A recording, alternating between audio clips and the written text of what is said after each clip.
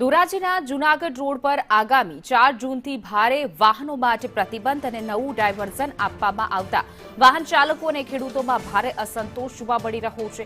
2.5 વર્ષથી ઓવરબ્રિજની કામગીરી કાચબા ગતિએ ચાલી રહી, જેના કારણે મુખ્ય માર્ગ બિસ્માર બની ગયો અને અકસ્માતોના બનાવો પણ વધી રહ્યા, જ્યારે ખેડૂતોના પાકને ધૂળ અને અવરજવરના કારણે નુકસાન થઈ રહ્યું છે।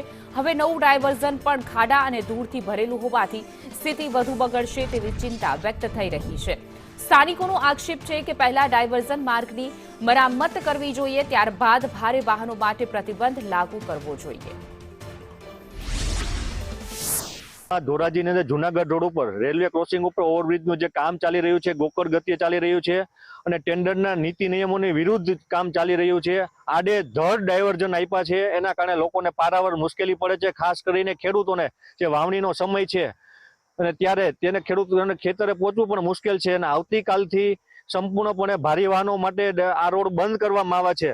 જો ડાયવર્ઝનની પૂરી વ્યવસ્થા ન હોય તો રોડ બંધ ન કરવો જોઈએ। ધોરાજીના જૂનાગઢ રોડ ઉપર રેલવેનો ઓવરબ્રિજ બની રહ્યો છે, જે ઓવરબ્રિજ 2 થી 3 વર્ષથી આ ગોકળગાયની ગતિએ ચાલી રહ્યો છે।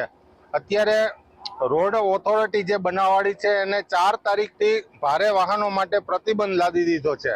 અત્યારે ચોમાસું માથે આવી રહ્યું છે અને ડાયવર્ઝનની વાત કરેલ છે, જે ડાયવર્ઝન આપેલ છે જે તદ્દન કંગાળ હાલતમાં છે, તેની ઉપર રોડ કરવામાં નથી આવ્યો કે રિપેર કરવામાં નથી આવ્યો।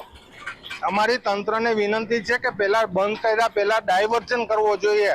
તકલીફમાં તો અત્યારે એવું છે કે છેલ્લા 3 વર્ષથી તો અમે આ જોઈએ છીએ, આમ એટલું ગોકળગાયની ગતિએ ચાલે છે ને ધૂળની ડમરીઓ, કોઈ પણ સત્તાધિકારીઓ કે કોઈ પણ ઉપલા લેવલના અધિકારી કે કોઈ પણ આમાં કંઈ ધ્યાન દેતા નથી।